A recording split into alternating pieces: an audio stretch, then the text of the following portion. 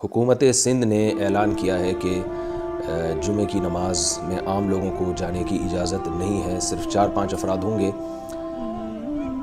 کل علماء کا ایک مشترکہ اعلامیہ سامنے آیا جس میں علماء نے یہ بتایا کہ جس میں حضرت اقدس حضرت مفتی تقی عثمانی صاحب بھی تھے اور ہر مکتبہ فکر کے جو مذہبی رہنما ہیں اس میں موجود تھے، مفتیان کرام موجود تھے، اور اس میں یہ بتایا گیا کہ مسجدوں کو بند نہیں کیا جائے گا اور لوگ مسجدوں میں آئیں گے، لیکن اس کی 5ویں جو شق ہے اس میں یہ بتا دیا گیا تھا کہ اگر گورنمنٹ یہ سمجھتی ہے ڈاکٹروں کی رائے لے کر کہ لوگوں کا آنا نقصان دہ ہے اور گورنمنٹ اس بیس پہ پابندی لگا دیتی ہے تو اس صورت میں جو گھر میں نماز پڑھیں گے وہ گنہگار نہیں ہوں گے۔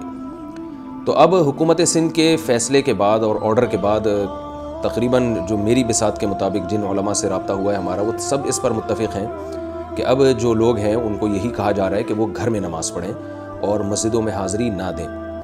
اور اس بارے میں اب حضرت اقدس حضرت مفتی تقی عثمانی صاحب کی رائے بھی سامنے آ گئی ہے کہ اب جو ہے لوگوں کو گھر میں نماز پڑھنے میں انشاءاللہ کوئی گناہ نہیں ہوگا، یعنی اس بارے میں اب ایک رائے بالکل واضح طور پر آ چکی ہے، کوئی کنفیوژن نہیں رہی ہے۔ تو تمام حضرات کو چاہیے کہ حکومت کے اس فیصلے کو فالو کریں۔ جس وبا سے ہم جس آزمائش سے ہم گزر رہے ہیں، اس میں اگر یہ 3 طبقے جن کا اس میں بہت بڑا کردار ہے اس کو روکنے میں، ایک گورنمنٹ، ایک ڈاکٹرز اور ایک علماء، یہ تینوں طبقات کی رائے میں اگر اختلاف ہوگا تو ہم بہت بڑی تباہی کا شکار ہو سکتے ہیں۔ ان تینوں کو ایک جگہ جمع ہونا پڑے گا اور الحمدللہ ہو گئے ہیں جمع۔ تو عوام کو چاہیے کہ وہ اب اس ہدایت کا خیال کریں۔ حضرت اقدس حضرت مفتی تقی عثمانی صاحب نے بھی یہ بات واضح کر دی ہے اور دیگر علماء نے بھی کہ گورنمنٹ کے اس حکم کے آنے کے بعد اب لوگوں کے لیے بالکل جائز ہے کہ وہ گھر میں جمعے کی نماز پڑھیں۔ اور اگر کسی مسئلے میں علماء کا اختلاف ہو، پہلے مختلف آراء تھیں، بعض کا کہنا یہ تھا کہ جانا چاہیے، مسجد میں جمعے کی حاضری ضروری ہے، جماعتوں میں پابندی ضروری ہے، اور بعض کی رائے یہ تھی کہ نہیں، ان حالات میں خطرات کے پیش نظر ہمیں جماعت چھوڑنے کی بہت ساری صورتوں میں گنجائش ملتی ہے، تو یہاں بھی گنجائش سے فائدہ اٹھانا چاہیے۔ تو مسئلہ یہ کہ علماء کی رائے میں جب اختلاف ہوتا ہے تو یہ چاروں جو ہمارے مکاتب فکر ہیں، حنفیہ، مالکیہ، شافعیہ اور حنابلہ، ان چاروں فقہا کا اس پر اجماع ہے، چاروں مکاتب فکر کے فقہا کا، کہ القضاء یرفع الخلاف۔ چاروں کی اصول فقہ میں لکھا ہوا ہے کہ اگر کسی مسئلے میں علماء کا اختلاف ہو جائے تو حکومت کا فیصلہ اس اختلاف کو ختم کر دیتا ہے اور وہ سب پر واجب العمل ہو جاتا ہے۔ تو اب یہ آپ کی ذمہ داری ہے، میری ذمہ داری ہے کہ ہم حکومت کے اس فیصلے کو کس حد تک فالو کرتے ہیں۔ ایسا نہ ہو کہ لوگ دھجیاں اڑائیں مذہب کے نام پہ یا ویسے ہی لاپرواہی کا مظاہرہ کریں جس کا نتیجہ یہ نکلے کہ گورنمنٹ کو بہت سخت ایکشن لینا پڑے اور کرفیو لگانا پڑے، یا یہ کہ مذہبی لوگ پھر دنیا میں بدنام ہوں، لوگ کہیں کہ یہ ایک بیماری کو پھیلانے کا ذریعہ بن رہے ہیں۔ تو ہمیں اپنے عمل سے کوئی ایسا کام نہیں کرنا جس سے کل ہماری طرف لوگ انگلیاں اٹھائیں۔ تو حکومت کے اس فیصلے کو ماننا چاہیے، قطع نظر اس سے کہ یہ فیصلہ صحیح ہے یا غلط ہے۔ بہت سے علماء کو حکومت کے اس فیصلے پر اطمینان نہیں ہے، لیکن انہوں نے بھی یہ کہا ہے کہ اگرچہ ہماری رائے میں یہ کچھ بڑی تعداد میں لوگوں کو نماز کی اجازت دینی چاہیے تھی، لیکن اس اختلاف کے باوجود وہ کہہ رہے ہیں گورنمنٹ کا فیصلہ اگر آ گیا ہے تو بس ہمارے سر آنکھوں پر، کیونکہ اختلاف جو ہے یہ کہیں کبھی نہیں چھوڑتا، اور اللہ تعالیٰ نے قرآن مجید میں بھی ہمیں اختلاف سے بچنے کا حکم دیا ہے۔ فرمایا وَتَذْهَبَ رِيحُكُمْ، اگر تم اختلاف کرو گے تمہاری ہوا اکھڑ جائے گی۔ تو اس لیے اب اطیعوا اللہ واطیعوا الرسول واولی الامر منکم، اے ایمان والو اللہ اس کے رسول کی اور اولو الامر کی اطاعت کرو، حکمرانوں کی اطاعت کرو۔ اس آیت کے پیش نظر اب ہمیں اس حکم کو فالو کرنا ہمارے ذمے ہے۔ بعض حضرات یہ دلیل اس موقع پہ دے سکتے ہیں کہ قرآن میں یہ بھی تو آتا ہے فَإِن تَنَازَعْتُمْ فِي شَيْءٍ فَرُدُّوهُ إِلَى اللَّهِ وَالرَّسُولِ، کہ اگر تمہارا کسی بات میں اختلاف ہو جائے تو اللہ اس کے رسول کی طرف لوٹاؤ۔ تو ہم حکمرانوں کی بات کو بھی اللہ اس کے رسول پہ پیش کریں گے، اگر وہ ہمیں سمجھ میں آئی تو مانیں گے، نہیں آئی تو نہیں مانیں گے۔ تو ممکن ہے اس آیت کی بیس پہ کچھ لوگ اس فیصلے کو ٹھکرائیں اور کہیں کہ ہمیں یہی معلوم ہوتا ہے کہ واجب ہے نماز پڑھنا اور جمعہ چھوڑنا جائز نہیں ہے، تو ہم گورنمنٹ کے اس فیصلے کو نہیں مانتے کیونکہ یہ اللہ کی مرضی کے خلاف ہے۔ تو یہ دلیل اس لیے اس موقع پر درست نہیں ہے، میں نے جیسے بتایا کہ وہ فیصلہ جس پر اجماع ہوتا ہے، جس پر تمام علماء متفق ہوتے ہیں کہ یہ قرآن و سنت کے خلاف ہے، اس فیصلے میں تو گورنمنٹ کی بات کو ماننا جائز نہیں ہے۔ اگر گورنمنٹ کا فیصلہ قرآن و سنت کے خلاف ہو اور ایسی مخالفت ہو جس میں دو رائے نہیں بن سکتی ہوں، پوری امت کا اجماع ہو، اس فیصلے میں تو آپ گورنمنٹ کی بات کو واقعی نہیں مانیں گے، کیونکہ اللہ اور اس کے رسول کا حکم سب سے پہلے۔ مثلا گورنمنٹ اگر کسی کو حکم دیتی ہے شراب پینے کا تو یہ اجازت نہیں ہے، اس لیے کہ شراب امت میں اجماعی طور پر حرام ہے۔ گورنمنٹ اگر کسی کو فرض نماز جان کر قضا کرنے کا حکم دیتی ہے، گھر میں بھی پڑھنے کی اجازت نہیں دیتی، تو حکومت کا یہ حکم ماننا واجب نہیں ہے بلکہ جائز ہی نہیں ہے، اس لیے کہ یہ بالکل اجماع امت کے خلاف ہے۔ گورنمنٹ اگر عورت کو حکم دیتی ہے بے پردگی کا یا مردوں کو فحاشی پھیلانے کا یا کوئی بھی غلط کام کا حکم دیتی ہے جو امت میں جس میں اتفاق ہو کہ یہ غلط ہے، اس میں آپ حکومت کی اتباع نہیں کریں گے، بلکہ اس میں تو اپنے والدین کی کسی کی بھی نہیں مانیں گے، اس میں اللہ اس کے رسول کا حکم۔ لیکن ایسے اختلافی مسائل جن کا تعلق خاص طور پر مینجمنٹ سے ہوتا ہے، انتظام سے ہوتا ہے، اس میں تمام علماء کا اتفاق ہے، حکومت کو رائٹ ہے کہ وہ ایک فیصلہ نافذ کر دے اور سب لوگوں کو اس فیصلے پر عمل کرنا پھر ضروری ہے۔ اور ایسے ہی حکام کے بارے میں اللہ کا ارشاد ہے، اطیعوا اللہ و اطیعوا الرسول و اولی الامر منکم۔ تو تمام حضرات کو چاہیے کہ اس فیصلے کو دل و جان سے تسلیم کریں اور نمازوں کے لیے مسجد میں حاضری کے بجائے گھر میں نماز پڑھیں۔ گورنمنٹ نے یہ کہا ہے کہ 4-5 افراد مسجد میں جماعت کریں، تو ظاہر ہے وہ امام، مؤذن اور 1-2 خادم سے وہ تعداد پوری ہو جاتی ہے، تو عام لوگوں کو گھر میں ہی نماز پڑھنی چاہیے۔ دوسری بات یہ کہ اس رخصت کا یہ مطلب ہرگز نہیں ہے کہ عبادات کو کم کر دیا جائے۔ بہت افسوس ہوتا ہے بعض لبرل لوگوں کی طرف سے ایسے کمنٹس دیکھنے کو مل رہے ہیں جس پر دل خون کے آنسو ہوتا ہے۔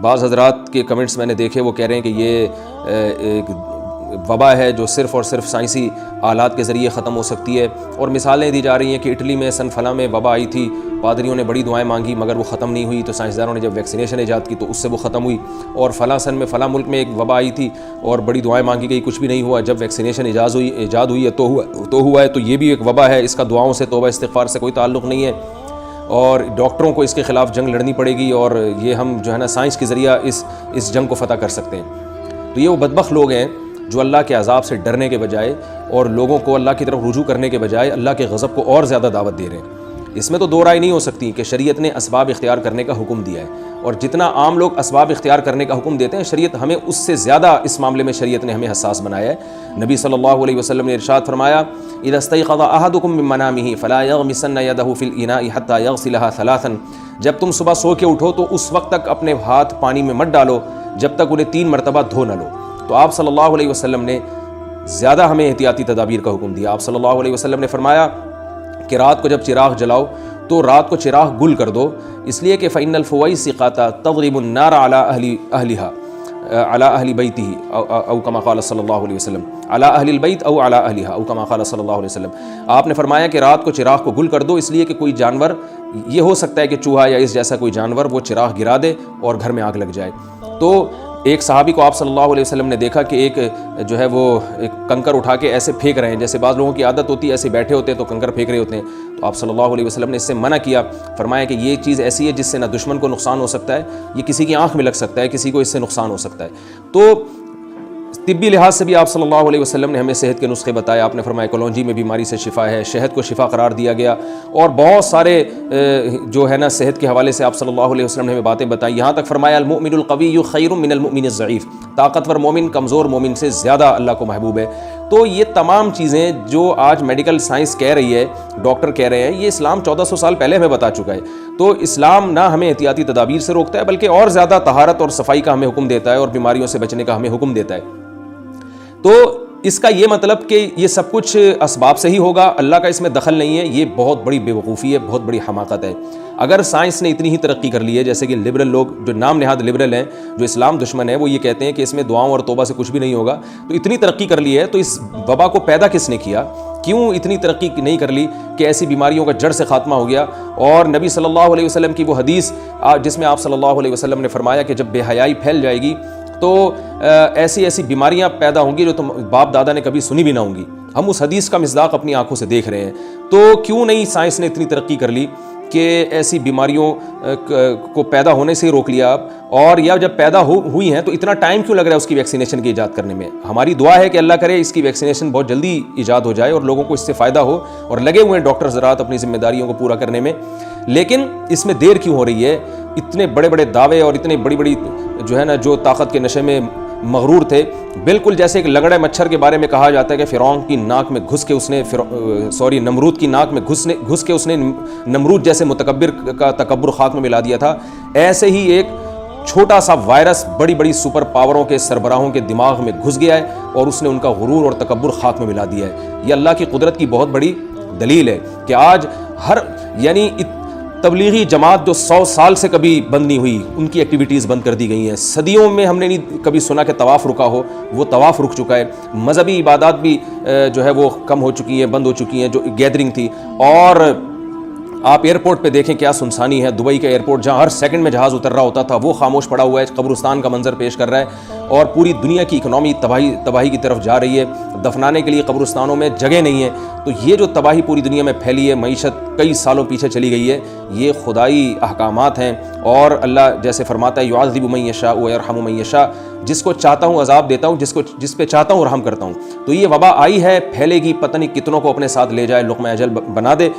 اور اللہ نے چاہا تو اللہ اپنی رحمت سے انشاءاللہ اس کو ختم بھی کر دے گا. ابھی اللہ کی مرضی اپنی قدرت سے ختم کرے, یا سائنسدانوں کے دماغ میں کوئی نسخہ ڈال دے جس نسخے کی بیس پہ وہ کوئی ویکسینیشن ایجاد کریں اور اس بیماری پر ہم قابو پا لیں. یہ سب اللہ کی طرف سے ہے. تو اس لیے اس میں جو کافر کی باتیں ہیں, ملحد لوگوں کی باتیں ہیں, ان کی باتوں میں نہ آئیں. آپ مسلمان ہیں, مسلم ہیں, ہمیں اسلام نے بتایا ہے کہ اللہ نے پہلے بھی بہت ساری وبائیں بھیجی ہیں اور یہ تو کچھ بھی نہیں ہے. اللہ تعالیٰ فرماتے ہیں فرعون پر ہم نے ارسلنا علیہم الطوفان والجراد والقمل والضفادع, ایسے ایسے عذاب آئے, طوفان آیا کرتے تھے پے در پہ, اور جوؤں کا عذاب آیا, مینڈکوں کا عذاب آیا. آپ نیٹ پہ سرچ کریں, ایسی بھی قومیں ہیں جن پہ مینڈک برسے ہیں, اور مینڈکوں کا عذاب آیا, خون کا عذاب آیا, اور اس طرح کے عذاب آئے. ایک علاقے کے بارے میں خبر آئی اور اس کی تصدیق بھی ہوئی کہ پتھروں کی بارش ہوئی ہے وہاں پر, اور جب سے یہ وبا پھیلی ہے دنیا میں 2-3 علاقوں میں زلزلے بھی آ چکے ہیں. تو یہ ٹھیک ہے, ان سب چیزوں کی ایک سائنٹیفک حقیقت بھی ہوتی ہے, مگر سائنس کا موجد بھی اللہ ہے. اور جو ہے یہ زلزلے آتے ہیں, ان کی کوئی سائنٹیفک حقیقت ہے, لیکن وہ حقیقت کا موجد بھی اللہ ہے. اس وائرس کو پیدا کرنے والا بھی اللہ ہے, اس وائرس کو پھیلانے والا بھی اللہ ہے. تو اس لیے ان اسباب کے ساتھ ساتھ جو اس وقت اللہ کی طرف توجہ نہیں کرے گا وہ بہت بڑا بدبخت ہوگا. یہ وبائیں آئی ہیں, پہلے بھی آتی رہی ہیں اور جاتی رہی ہیں. یہ ایک آئی ہے, اللہ نے چاہا تو انشاءاللہ یہ بھی چلی جائے گی, لیکن اس میں ناکام وہ نہیں ہے جو اس وبا میں کا شکار ہو کر ہلاک ہو جائے. ناکام وہ ہے جو اس وبا میں اللہ کا جو اس قدرت جو ہم سے چاہتی ہے اس کی چاہت کو پورا نہ کرے اور اللہ کی طرف رجوع نہ کرے. جس نے اس وبا میں اللہ کی طرف رجوع کر لیا, اپنے گناہوں سے توبہ کر لی, بے حیائی سے, بے نمازی پن سے, رشوت کھانے سے, لوگوں پہ ظلم کرنے سے, اور جو دنیا میں مظالم ہو رہے ہیں, ناپ تول میں کمی ہے, اور جو جھوٹ معاشرے میں پھیل رہا ہے, اور ظلم اور والدین کی نافرمانی, رشتہ داری توڑنا, یہ جو بڑے بڑے کبائر گناہ ہیں, قتل ہے, اور لوگوں کا مال چوری کرنا, بہنوں کو وراثت نہ دینا, یہ اتنے بڑے بڑے جرائم جو دنیا میں ہو رہے ہیں. اگر ہم نے ان جرائم سے اس وبا میں توبہ کر لی, تو اگر ہم اس وبا سے ہلاک ہو بھی گئے تو یہ ہمارے لیے شہادت اور اللہ کی رحمت کا ذریعہ بنے گی.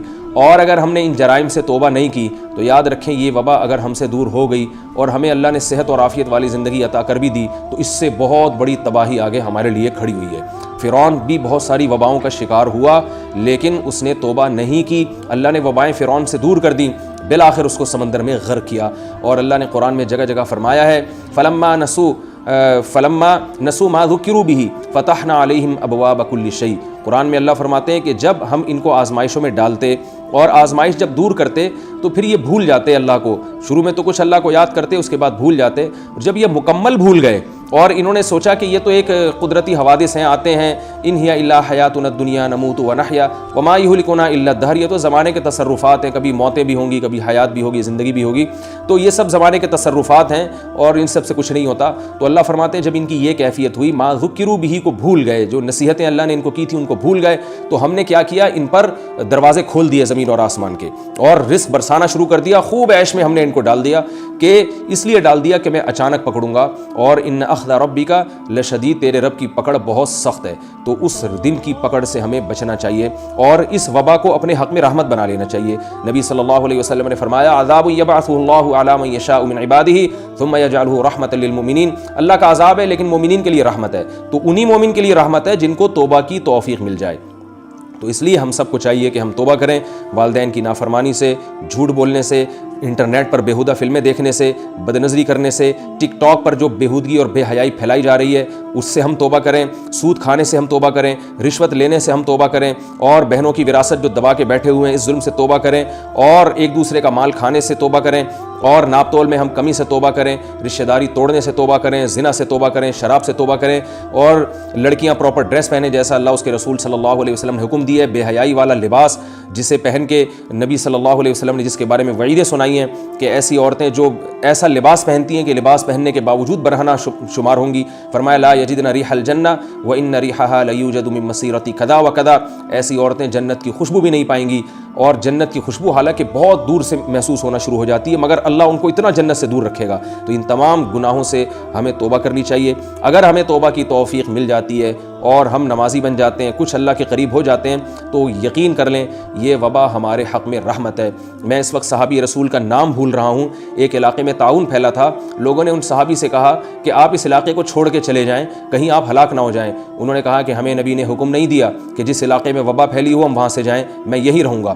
کیا دیکھا کہ صبح ان کے انگلی پہ پھنسی نکل آئی. یہ پھنسی اس کی علامت ہوتی تھی کہ اب یہ وبا کا شکار ہو گئے ہیں اور ان کی بھی ہلاکت ہونے والی ہے. ان صحابہ نے جب اس پھنسی کو دیکھا تو لوگوں نے ان سے کہا کہ ہم تو آپ سے کہتے تھے اس علاقے کو چھوڑ کے چلے جائیں. انہوں نے فرمایا اللہ کی قسم یہ انگلی میں جو نکلا ہوا دانہ ہے یہ مجھے سرخ اونٹوں سے زیادہ محبوب ہے. الآن غداً سوف نلقى اصحاب محمد صلی اللہ علیہ وسلم, ان قریب میں محمد صلی اللہ علیہ وسلم اور آپ کے ساتھیوں سے ملنے والا ہوں.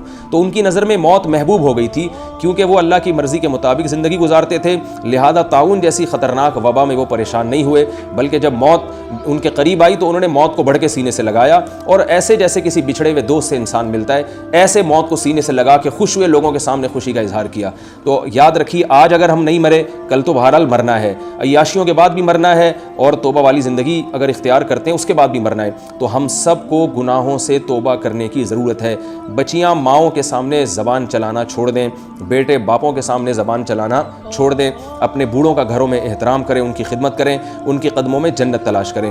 اور یہ جو فراغت کے ایام ہیں جس میں آپ گھر میں باؤنڈ ہو کے رہ گئے ہیں, ان ایام کو ویڈیو گیم اور انٹرنیٹ پر بیہودہ چیزیں اور فلموں ڈراموں میں ضائع مت کریں, بلکہ آپ ان میں اپنے لیے کچھ کرنے کے کام کریں. اپنے کوئی شیڈول بنائیں کہ صبح سے لے کے دوپہر اور دوپہر سے کہ رات تک کی کیا ترتیب ہوگی, بیوی بچوں کو ٹائم دیں, گھر میں والدین کو ٹائم دیں, اور ایک ایکٹیویٹی اپنی متعین کر لیں. ہم بھی کوشش کر رہے ہیں کچھ آن لائن کلاسز کا آغاز کریں تاکہ جو لوگ گھر میں بیکار پڑے ہیں, وقت ضائع کر رہے ہیں, وہ ان کا ٹائم کسی کام میں لگے. تو کوئی شیڈول بنائیں, کاپی پینسل لے کے بیٹھ جائیں اور لکھیں کہ بھئی میں نے کیا کرنا ہے.